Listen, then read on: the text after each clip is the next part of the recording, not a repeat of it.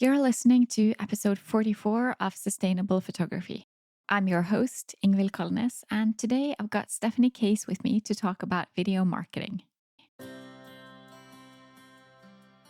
You're listening to Sustainable Photography, where you get support and education to build your profitable business in a way that supports your way of living. I'm Ingvild Kolnes, and after 11 years as a photographer, I want to share what I've learned with you. So if you're looking for confidence, inspiration, and to-the-point tips, keep listening. For full transparency, I also want you to know that I'm a mentor with paid offers, and I might mention some of those in this episode. Stephanie is a business educator and a content creator. She helps brands confidently create content so that they can show up consistently, maximize their reach, and grow online. Besides running her brand, you can often find her cuddling her two sheepadoodles, hanging out with her husband and twin girls, and drinking a chai latte. Hi, Stephanie. I'm so excited to have you here today on the podcast. Yeah, I'm so excited to be here. Thank you. Yeah. So I'd love to know more about you and your background. So if you don't mind sharing who you are and how you got started as a photographer and how you've ended up as an educator.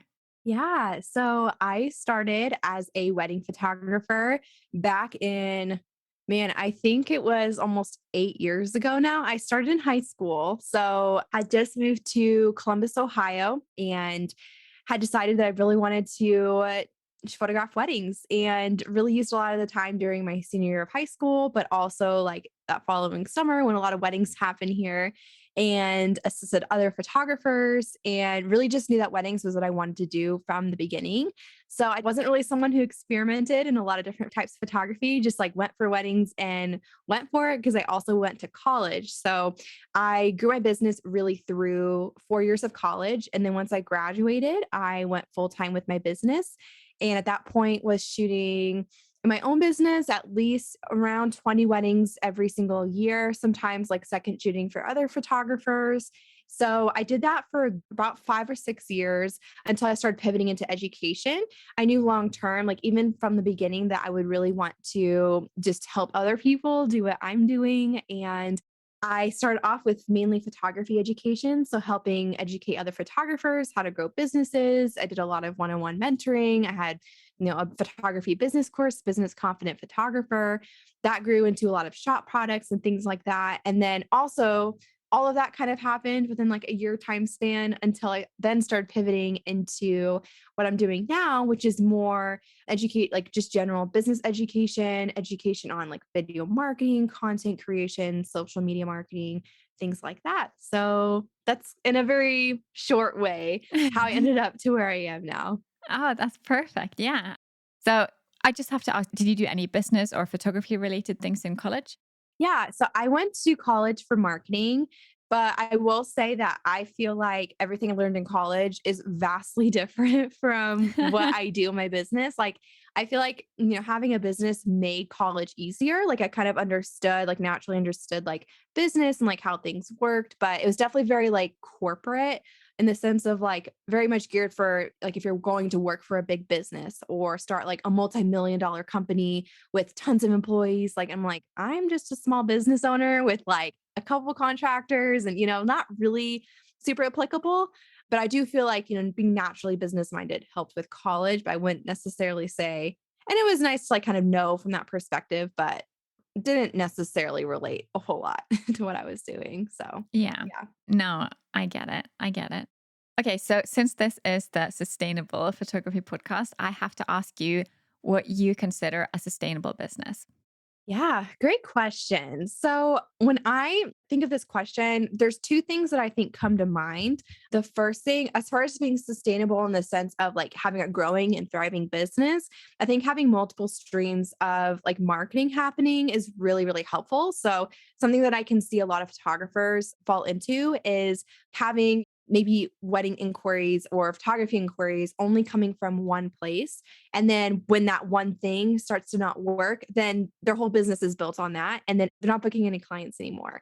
So I feel like just diversify where your inquiries are coming from. It helps to, at least back when I think about to my days being a full-time photographer, that was huge for me because if, say, I wasn't getting as many referrals one month, a lot of times things like marketing on with Google and SEO or marketing with Instagram, like kind of filled in those gaps. And I didn't have to worry as Mm. much about like where my next client was coming from.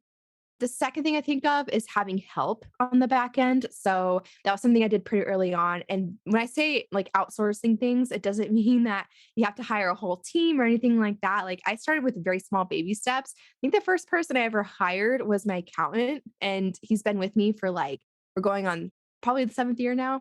And back then, like my business was so small. So he didn't even charge me a whole lot because I didn't have a whole lot for him to do. But I was like, I don't know how to do any of this stuff. Like, please do it all for me.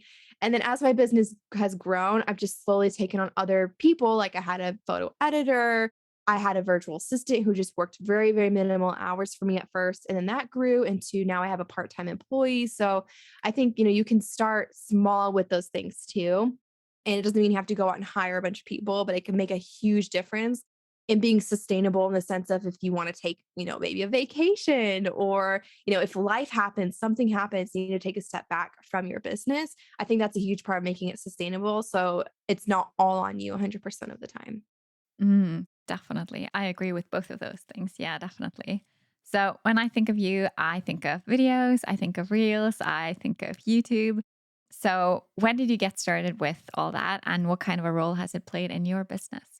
Yeah. So video, I feel like when I think about what it's really helped my business with and what I think it can do for a lot of businesses is it really helps your brand come to life. And that's something that I really love about video. It's so much more of a connection point. It's so much more engaging than typically just a photograph. Even as photographers, I think utilizing video can be really impactful. For me specifically, I have used video a lot to grow the education side of my business. But even back to when I was a photographer, I was creating whether it was videos on, tips for my brides or whether it was an introductory video, like before someone booked me, like introducing myself. I even got to the point where I wasn't doing like any meetings before booking clients because they were seeing like a video of me talking about me, like things that I typically talk about a consultation. It was a website page, a really in-depth investment guide and things like that. So I think video can honestly in that way like help streamline stuff. So not having as many meetings, not having to like meet with as many clients upfront before they actually book you. But it also helps your brand, just the marketing efforts in your brand helps it to come to life even more. And I've seen that be huge for me in just not only, and I'm also a huge fan of personal branding. So like when you're growing your business, not just growing like a photography business, but growing a brand. And that has allowed me to, as I talked about, like pivoting my business, that has been a huge part of it is having a personal brand and kind of taking people on that journey along with me. So, and honestly, I do think video marketing has allowed me to stand out as a photographer and educator and just utilizing that so much and helping to build that connection point with people across the screen who like have never met me in person, but might feel like they know me, right? Mm, yeah. Do you think it can have the same effect for others? Or is there someone that video just, no, video can't be for you? Or can it be for anyone? I think absolutely it can be for anyone. I think it can depend on your personality and like it might fit more naturally the different types of video you might want to make. Like making short form video, like reels, might just be something that comes more naturally to you than sitting down and, talking to the camera for 10 minutes, right? Hmm. And also be less intimidating, which is why I like to say this, starting with reels can be a really easy way to start with video because some of them are so short, like maybe 4 seconds long. But yeah, absolutely. I think anybody can use it. And I think you can find a way to use it where it feels authentic to you and your brand and feels really natural. So, Yeah. The first time I think it was a live thing when I tried to just talk to my audience, I got so nervous that it felt like the whole world just turned black and I was like, okay, I might die now. So, but it does take practice. So it gets yeah. easier, but I can definitely understand how people can find it intimidating. Yeah. And I will say, like, it wasn't until recently that like live videos would stress me out. And someone like, I like the idea of like, I can sit down and record, I can, say stuff, I can edit stuff out. And so they don't really stress me out now. But like back when I would try doing some like lives on Instagram, like I would get so, so nervous. But I think, you can find different things. Like I personally think like reels or even like TikTok, if you do TikTok, can be an easier way to start because usually you don't have to talk to the camera. You can do like a lip sync. You show yourself like maybe as a photographer, like on location shooting. Like you don't have to show your face up close or like talk to the camera. But yeah, absolutely. I think that you can find a way to use video that feels like good to you and also like fits your personality really well. Yeah. Yeah, I understand. We'll talk more about video marketing in just a moment. The Sustainable Photography Program is perfect for you if you're looking for a mentor. Someone who'll teach you how to set up your business in a way that lets you thrive and spend more of your time photographing and creating your art. I know you want to work with clients who want you as their photographer. And of course, you want to run your business without burning out, working nonstop, or thinking that you just can't do this. I know that you can, and I can't wait to support you. Sign up for the waitlist for the Sustainable Photography Program today. You'll find the link in the show notes. How can you be in all the places? Because you're everywhere.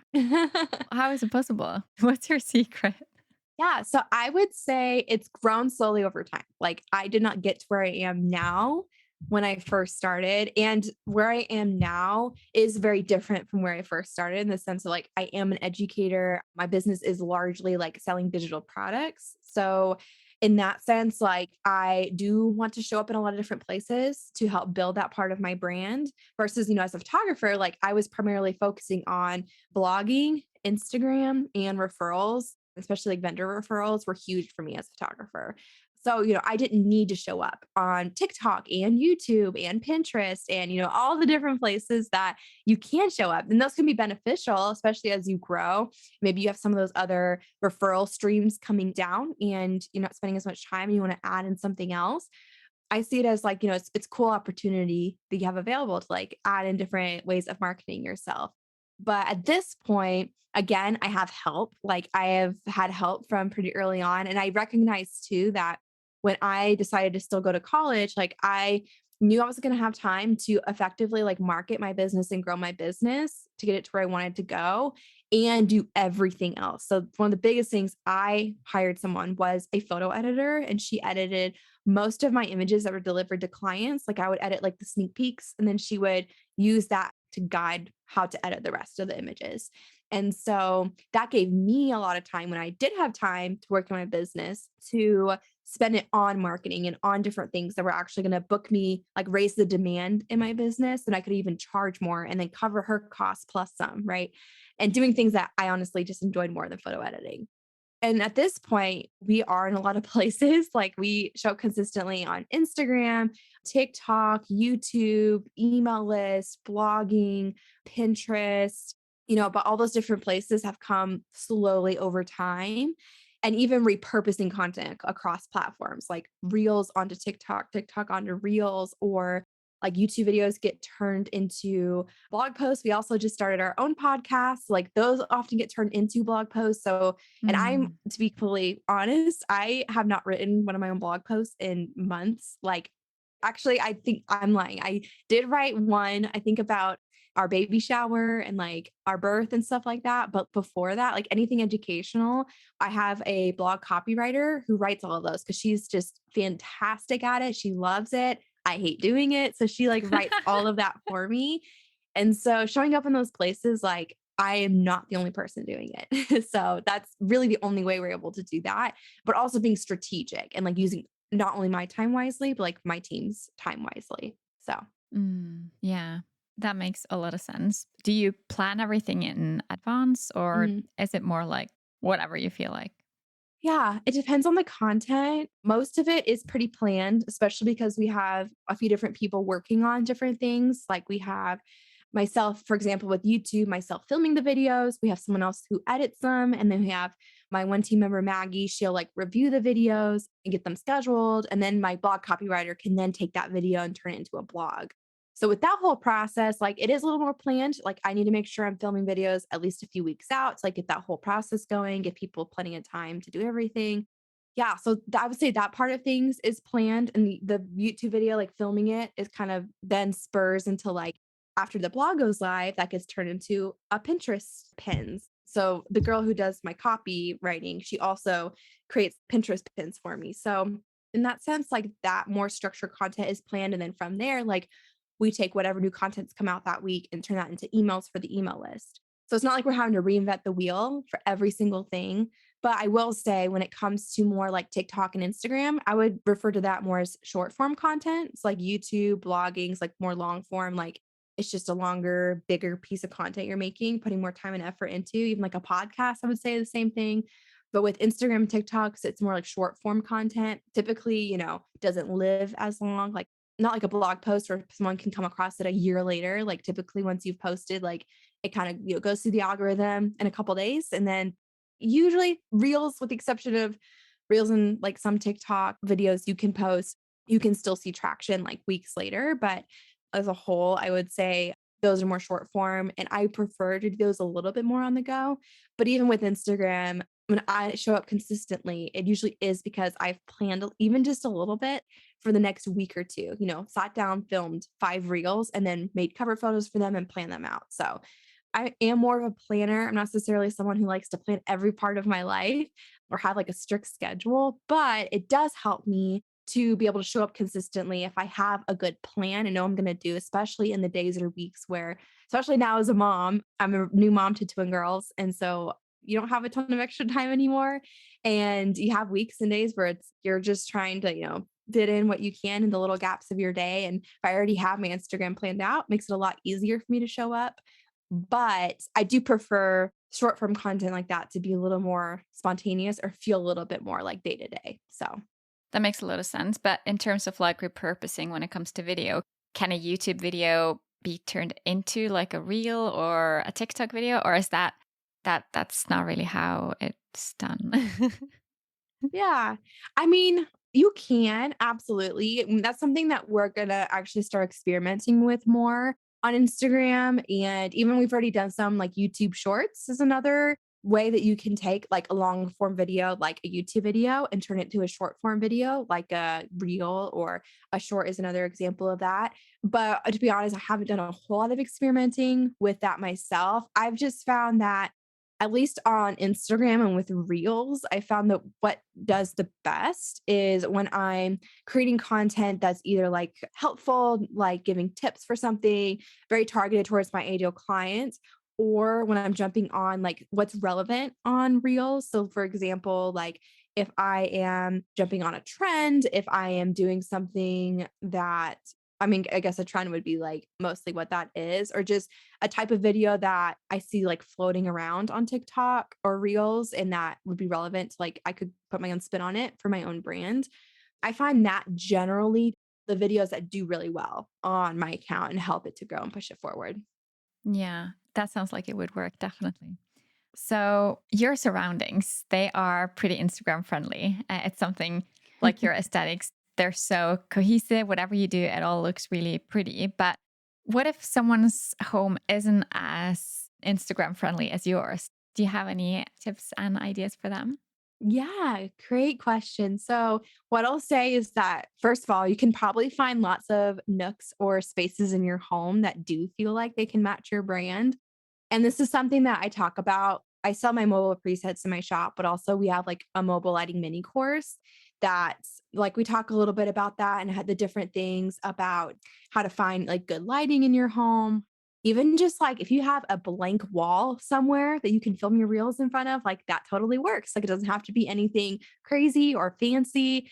I mean, it's funny because on Instagram, it's just so easy to portray the spaces of your home that you want. Because I commonly will take pictures like either in our living room or in our nursery or even sometimes at my desk, which is actually part of our bedroom. As you can probably see me right now, I'm sitting in our bedroom at my desk, like behind me is my bed, and then my very cluttered hutch with like a billion things that I need to like put away or get done or whatever. And so it is easy to like, you can find little nooks of things or like spaces in your home. Like it doesn't mean you have to portray everything if it doesn't match your brand. But I also want to encourage you to like, are times where like I'll even rent like a studio or something like that to go and shoot in or to create content in.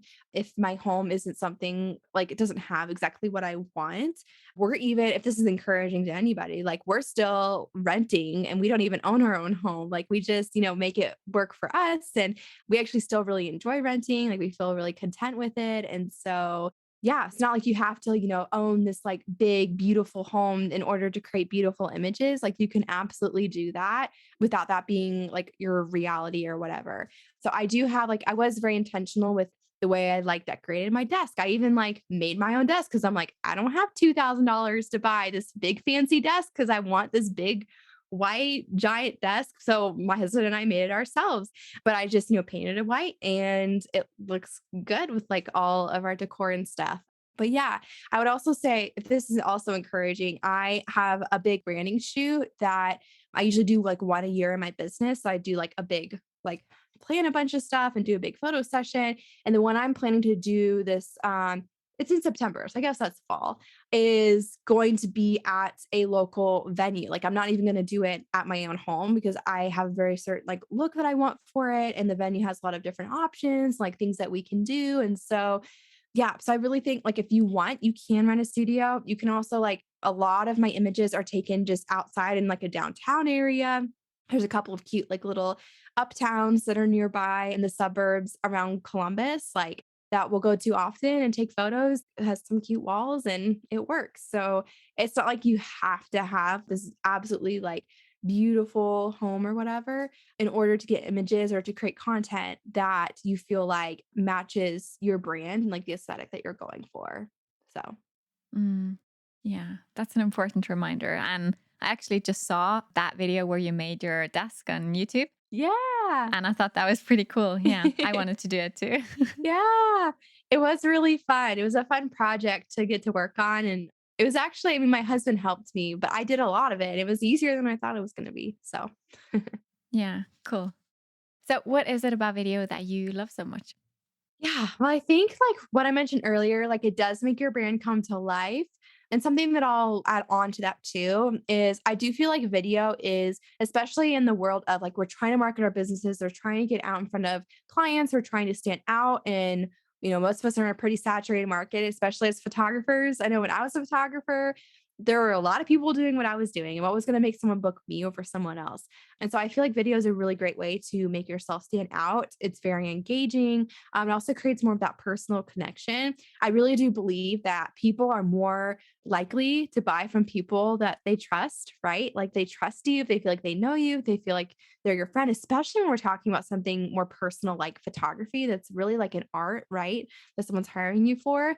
Creating that personal connection can be just really helpful in helping yourself to stand out and also reach the right kind of clients, right? Like people who are actually going to be served really well by us, that we just can connect with really well in our services. So that's why I'm such a huge proponent of video and incorporating that into your brand. Yeah, I definitely have to agree. And also, videos like the future. That's what's going to gain the most visibility. That's what Google wants to show more of and all the things. So, do you have any ideas for photographers? Because photographers are very set on the fact that they're taking photos. It should be enough to share photos on Instagram, and they don't really want to go over to that whole sharing videos. The most that a lot of photographers will stretch to is sharing slideshows of their photos, which is fine. But do you have any other ideas that can get them to the next level? Something they can use to maybe educate their clients or to share what they're all about? Do you have any suggestions for them? Yeah. So when it comes to the different types of video that you can make, one of the best things you can do is to make it feel organic to whatever kind of video that you're creating. So, for example, if you're creating an Instagram reel, look at, do a little research and see what's working on reels. Like, what do you see on your reels explore page? What do you see other people posting on reels, and what's doing really well? And you're probably not going to see photos turn into a slideshow on a reel, doing really well on reels and doing a good job at reaching people. And reels is really created for people who don't follow you. What Instagram does, especially with like short form video, is putting reels in front of people who don't follow you. So it's a really great way to reach new people. With that said, you don't have to do Instagram reels. Like there's a lot of ways you can do video. You can even just hop on Instagram stories. You can talk to the camera. You can, instead of just posting, hey, I have, mini sessions happening, but on this day, you can put yourself on camera, talk to the camera, and tell them that mini sessions are happening on this day. Or you can, jump on an Instagram reel trend. Maybe it's a simple lip sync. Like there's some lip syncs that are so easy where you're literally going, like there's one that was going around recently that was literally just like, yup. And that's all you have to do. Just say those two words to a lip sync. And then like in the text, you could put something about like, do you really help your clients style their outfits for their photography sessions? They don't have to worry about it. And it's you going, yep, like, yep. And then you can expand in the caption. There's so many different things you can do with that, but you can do something simple like that. I mean, there's just so much you can do, especially with photography. One thing people love to see is like the process and how things happen, especially with something like photography. So you can even do things like, thinking about like yourself at a session. And if you have an assistant that can come along, maybe you're shooting a wedding, you already have an assistant there. Even just, I've asked my clients before, hey, do you mind if I just set up my phone over here, like on a rock and just record myself shooting? And they're like, sure, like we don't mind at all. And that's a really great way to showcase yourself shooting and then showing the final images, things like the moment versus the final photo, or keep watching to see what a photographer sees in this scenario. Or you can even do like just a quick, and this is like, we're talking like 5-second video of you, showcasing yourself working. Like we're not talking about 2 minutes long by any means, just a little bit. You can add some context with some text. And I've seen all of that work really well with Instagram Reels. Like people love something quick and to just show them like a transformation, or, I've seen people do fun things with like, here's what you see versus what a photographer sees, especially if you're shooting next to something funny like a dumpster or something like that. Like nobody would ever think like you could create something beautiful next to that, but maybe you can. And so you can like showcase that. I've seen a lot of those things work really well when it comes to creating video. And there's just so many different ways you can do it. And I would say those are some of the easier ways. Like obviously you can sit down and create like YouTube videos, which are more long form. I would say the ways I just talked about are probably a little bit easier to get started with, a little less time effort, and you're probably going to get more, like, I want to say bang for your buck, but maybe bang for your time, if that makes sense. Like, the Yeah. amount of time you're going to put into that, you're probably going to reach more people. Although YouTube can be a great like long-term strategy, like over the course of months or years, it will take longer to grow that. So Do you think YouTube can work for photographers wanting to work with just, I want to say normal people, just like, yeah, for example, for a wedding photographer? yeah, absolutely. So I would say if you are, especially if you're someone who wants to be a destination photographer, which I know a lot of photographers would be really excited about, I think that doing something like YouTube can be, I've seen some really great, even like more like wedding planners do a really good job with YouTube, like create a YouTube channel, basically tips and tricks for brides and grooms, and that attracts them to their account and then find them and then want to book them. But even as a photographer, like absolutely you could create a channel instead of educating other photographers, like educate brides and grooms getting married and things that you've seen, things that work well. And, not just related, it can be related to photography, like how to choose a photographer, how to work with a photographer, but also could be related to like, here's some tips for your bridesmaids and during the getting ready part of your day and how to like make it a fun experience, or just different ideas like that could be something really fun. Again, I think it's more of a long-term strategy. Like you're not going to post, 5 videos and then see all these inquiries flooding in. But if it is something that you want to build that brand up, over the course of like maybe a year, that could be a really cool strategy, especially if you're doing destination. I think it's harder to target with long form video like YouTube. It's harder to target like a specific area. Like, if you're a photographer in South Carolina or whatever, like it's harder to pinpoint those people and to attract those people, like enough to make that your time and effort worth it. But I do think, especially if you have a long-term vision of like wanting to build a whole brand based off like helping brides and grooms, like you could create products in the future or even just building affiliate income with your YouTube channel. But I do think, at least from my experience and from like the students that I have coached as photographers, I have seen a little bit more as far as the time effort you're putting into it. I've seen a little bit more return on that time investment when it comes to things like building vendor relationships, building up Instagram, short form video, and things like that. So, Yeah, that's a lot of great ideas.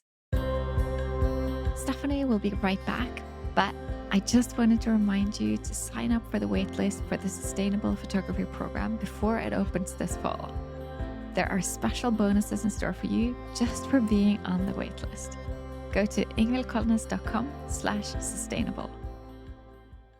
And I'm also wondering, since you're into education and you teach people all about video marketing and that kind of stuff, you must have seen like there are some things that a lot of people do wrong when it comes to video marketing. Maybe you can share something of that as well. yeah, first thing that just comes to mind when I think of what something people are doing wrong is simply just not starting and just not doing it. Like, I think there's so many people who are just like, oh, that sounds good, but like, I don't really want to get uncomfortable. But I think that getting uncomfortable and putting yourself out there and just doing it, even if it's imperfect, like, go back and watch some of my first YouTube videos. It will help you make you feel better. Some of them are pretty awkward. I was horrible on camera. I thought I was like, man, like I'm doing this, like this is great. But I look back, I'm like, wow, that was so bad. But like the simple fact that I just did it anyway and just got started and put myself out there, like has led me to where I am now.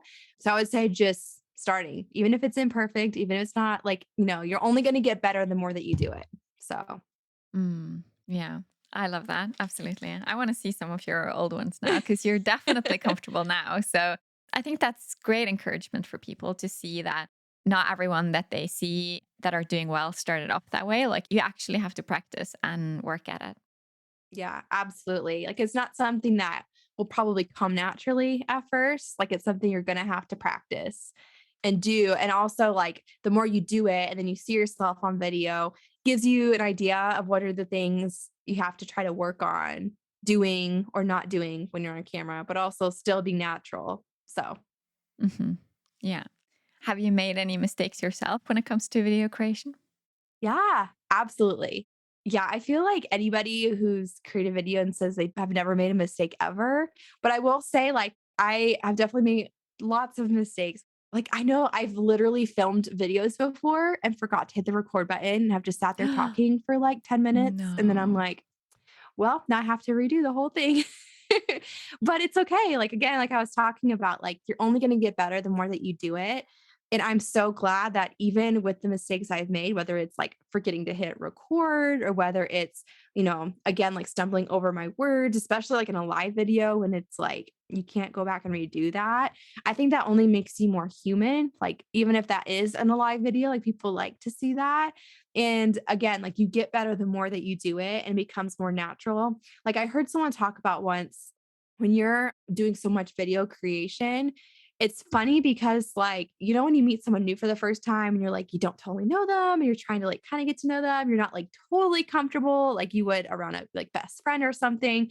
But it's funny when you get used to creating video, it's like at this point, like I feel more comfortable sitting down talking to a camera than I do a complete stranger until I get to know them because I've gotten to know the video basically. It sounds very weird, but it's like you're so used to sitting down and it's like you're talking to one person, like that's how it feels versus when you're meeting someone new for the first time. You still just have that new, like, oh, I'm talking to a new person. So it's just very funny. As you get comfortable, like it does get so much easier. And yeah, you just get more comfortable doing it. So Mm, yeah, that's very reassuring. That's great.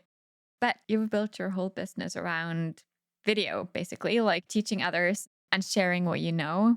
What do you think your passion comes from? Why do you want others to succeed?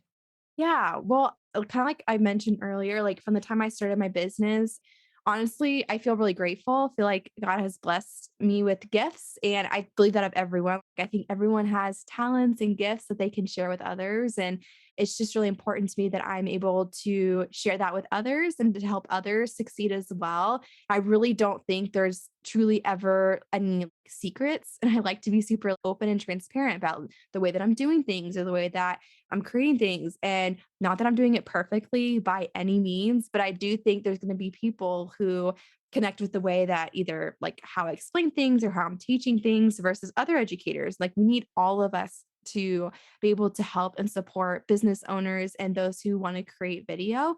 And yeah, so I love being able to show up and help others in that kind of way. And it's very cool because then you also get to see others succeed and like get to celebrate with them and to see their wins. And that's just been a really cool part of showing up and, putting all of that out there, which has been just so amazing. Oh, I love that. That's perfect. So, what's one thing that you would tell the person listening to do right now if they're interested in doing more video? Yeah. I would say start with the thing that feels the least intimidating. So if that's creating a really short reel, if that's maybe putting your face on Instagram stories, if that is sitting down and creating a YouTube video, like go for it. If that is, maybe just taking a behind the scenes video of you at a shoot and turning that into some sort of video, whatever feels the least intimidating, just get started and start with baby steps. It doesn't mean that you have to do a full on like 20-minute live video and come up with all these things to say. If that sounds really intimidating, maybe don't start there. Maybe you start with something that's really easy, like a reel that you can, like I was saying, with the yep, that you can just redo it 10 times if you need to, but just start with something that you at least have the most confidence in going into it. And I think like the more that you do that, and it might feel a little bit uncomfortable at first, right? Like it's something completely new, something new that you're gonna have to learn. But as you start to do it, as you put yourself out there more and more, it's just gonna get easier and easier. That's a great reminder. So, what would you recommend doing to build a sustainable business? Yeah. I mean, again, like what I said earlier about it's like having the multiple streams of marketing, having help on the back end. I think both of those things are really important. Another thing I could add on to it is because we're talking about like video marketing, we're talking about like putting yourself out there, right? But something that's really important that can be overlooked is building an email list. And I know even as a service based provider, I still think that's really important, especially I would say it's kind of funny because my background is as a wedding photographer, but I think that's one of the very, very rare niches that is probably one of the hardest to have like an email list and use that for a lot of, I mean, you can, especially if you do other types of photography. So if you do any other types of, family photography, newborn photography, things like that, I think an email list automatically becomes even more important because as we're putting all our efforts into marketing ourselves, I think that can easily get overlooked because it is something that you own. So when we talk about like building something that's sustainable, social media, any of these platforms, like your account could just get suspended. Like that's happened to people on accident before and they lose their account for weeks, or the social media platform could go away, or, you just don't know what's going to happen. But having a list of your clients, the people who love your brand, who want to follow you, I think is really important to include that in your efforts. It's funny because it's like even as a wedding photographer, I was doing that and building an email list with my clients. I do think that's one of the niches that's a little hard because you don't have a lot of repeat clients, right? But I do think there's ways you can use it to serve the clients that you do have. And especially if you're any other type of photographer, like if you're a family photographer, chances are they're going to want to come every year for family sessions, right? And so you can use it to announce when you have dates open. You can use it to show up and serve them in between with how to plan sessions and things like that. So that's one other thing I would add on to that. Yeah, no, that's perfect. And actually, as a wedding photographer, I just thought of like, you can use it for anniversary sessions. Like, remember to set up your anniversary session or to, I don't know, if you're having an album sale or something like that. So, there's always things you can use it for. Oh, absolutely. Yeah, definitely. If you sell albums, you can create a whole like promotional period based off of that, like having sales on your albums. And if you do like other types of photography, like family, just think about eventually, like they might want family pictures or, just staying in touch with them and having them on your email list can be super, super helpful. Yeah. And it's also a good reminder for them to recommend you to their friends getting married and that kind of stuff. Like, it's just another way of, as you say, them keeping in touch with you. Yeah, absolutely. Thanks so much for having this talk with me today, Stephanie. So, if the listener wants to keep learning from you, which I'm sure they do, where can they find you? Yeah, you can find me on Instagram at Stephanie Lynn Case. We also have an account that's more focused solely on business education. So Stephanie Lynn Case is my personal brand. Stephanie Case Education is where you can also like just get like business tips and all of the fun things there. I'm also on YouTube at Stephanie Kase. We have a podcast, the Stephanie Kase podcast, but you can find links to everything at stephaniekase.com. So if it's easier just to head there, you can also just head to the website. Ah, perfect. Thank you so much. Thanks for listening to Sustainable Photography. Head over to Instagram at Ingvild Kolnes to tell me what you want future episodes to be all about. Check out the show notes over at ingvildkolnes.com/podcast. You can learn more about the Sustainable Photography program and sign up for the waitlist there. To get more of this content, make sure you subscribe to the podcast and leave a review. Your support makes all the difference. Talk soon.